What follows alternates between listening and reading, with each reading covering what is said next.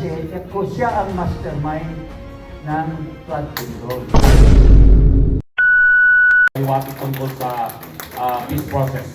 Well, unang-una, bakit mahal ko itong ating Pangulo? At siya pa rin para sa akin ang tunay na Pangulo sa ating bansa. Kami ni PRRD or Mayor or Tatay Digong, we met, we became good friends dahil sa chicks. Noong 1998, nagkasama kami sa Congress. That's how we became very good friends. Dahil may natipuhan siyang chicks. Ito, politika na magandang, pero hindi ko na lang banggitin dahil nagdo-double date kami dahil yung babae na yon na mataas na posisyon doon sa abusan. Ayun. May kaibigan na barkada, sabi niya pare, samahan mo naman ako. Yun yung pagligaw niya noon. So that's how, hindi ko na lang, at the time, So, single din yung babae at the time. Kasi kahiwalay lang sa, Anyway, Sana all. nagkatuluyan sila, pero tuwing kami, kita, that's how we became friends. Tapos, nung umpisa, binay kami ni Sec Belion. Kasi hindi pa siya nag-declare.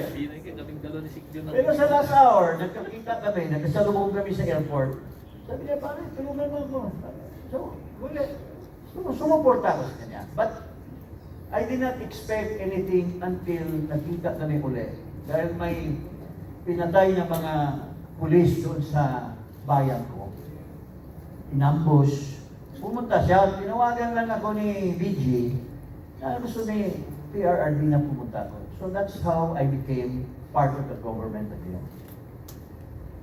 At since then, ito nga ang boss ko, tapos nasa PLLO, then I became eventually the Cabinet Secretary for Political Affairs. At doon po kami nagkaroon ng mga sekreto. Noong eleksyon, nag-declare ang Pilipi Laban para kay Bongbong. So, tinanong ko siya, boss, tawag ng tawag yung kaibigan ko, si Martin Romualdez, na baka pwedeng endorse. Sabi niya, pare, over my dead body. I never endorsed that guy because he's a drug addict. Nung ba lang, sinabi na niya sa akin, na drug addict ito si Marcos.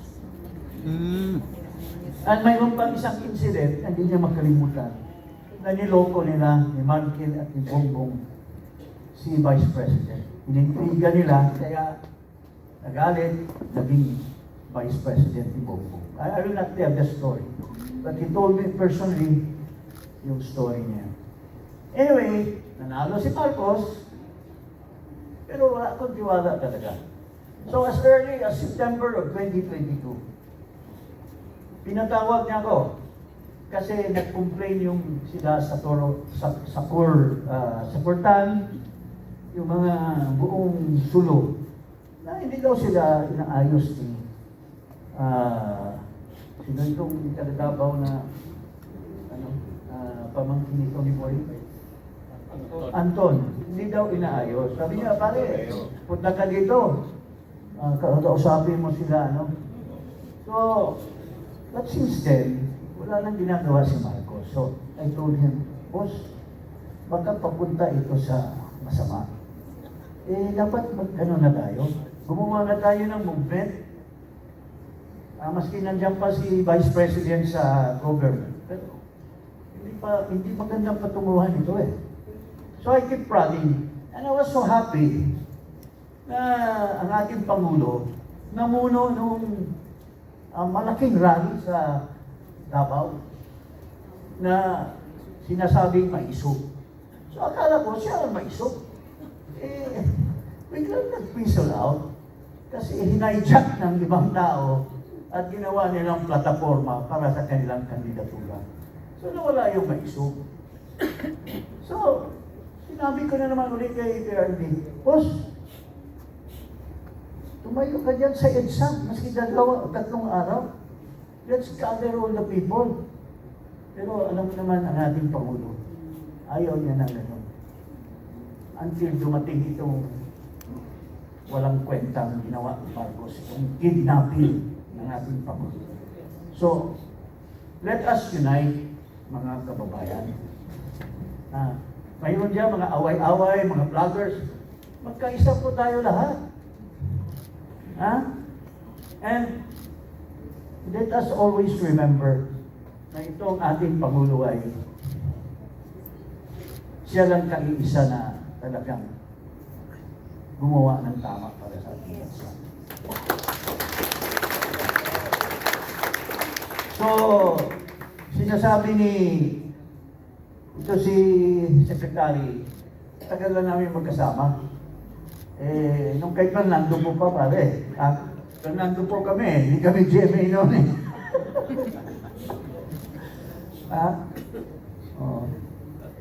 Nandoon kami sa ano ni Secretary Raul. Nandoon kami sa canvassing. Kalaban namin yun sila. But those were the days. Sila Drilon. Yan sila Drilon, sip-sip pa kay GMA yan eh. Sila Jody B. Kakampi namin si Manong Nene. But by the way, I just want to share the story kasi doon sa introduction ni Azra, tungkol sa Pilipino Laban. Siguro, kung tuusin, ako siguro ang pinakaunang Pilipino Laban member dito. Kasi as early as pagkampanya ni Cory, when she ran against Marcos, 1986, PDP Laban na kami. Kasi si Manong Nene noon, Pimentel, already mobilized PDP Laban to campaign for GMA, for Cory Aquino. Kaya lang tinalo kami ng Pandaraya. Then, I became an official member of PDP Laban when I was a mayor then, very young mayor. Pero, ni-renew kami, yung nagiging OIC mayor kami. So, yun po ang official na membership ko sa PDP Laban way back in 1986. Kaya lang, nung PDP Laban si GMA, bumalik naman siya sa lakas. Naging lakas kasi, naging original member din ako ng lakas. But, lakas or PDP, ang puso natin ay para kay PRR. Doesn't matter. So let us unite. And ito lang po, mayroon akong vlog, mayroon kaming podcast, Iparas kay Paras. Doon ko binubomba araw-araw itong bangag na Pangulo na ang pangalan ay Makoy Jr. So let us continue. Sabi nga ni baka hindi na tayo abot ng 2028, baka 2026 lang. But we have to unite. Huwag tayo mag-away-away. So, isa lang ang goal natin for the Vice President, Inday Sara. Di ba? Ngayon, I want to share with you na let us organize also. Mga kasama ko ngayon ay we form an organization, yung Marcos Christian Movement. Nandyan yung nire-revive namin yung Inday Cares. And let us continue propagating this organization. Kasi kailangan handa tayo eh. Hindi natin alam, like itong grabe ngayon nangyayari, itong ghost projects. Baka this will create, havoc in this administration. So anytime, pwede tayo mag-mobilize. Not illegally. No? Dineclare na nga ng Korte Suprema yung People's Power na it's a legal move ng mga Pilipino noong panahon ni Marcos Sr. So, yun lang po. At sabi ni Marcos, mahiya naman kayo. ang dapat sabihin natin, mahiya tayong lahat kasi sila ang nagsama-sama kung hindi niya pinirmahan yung budget.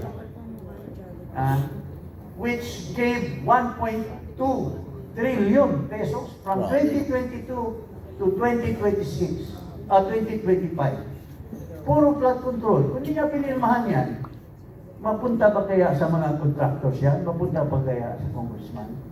Pero sabi niya, kayo ang mahiya. Dapat, ang sabi niya, mahiya tayo.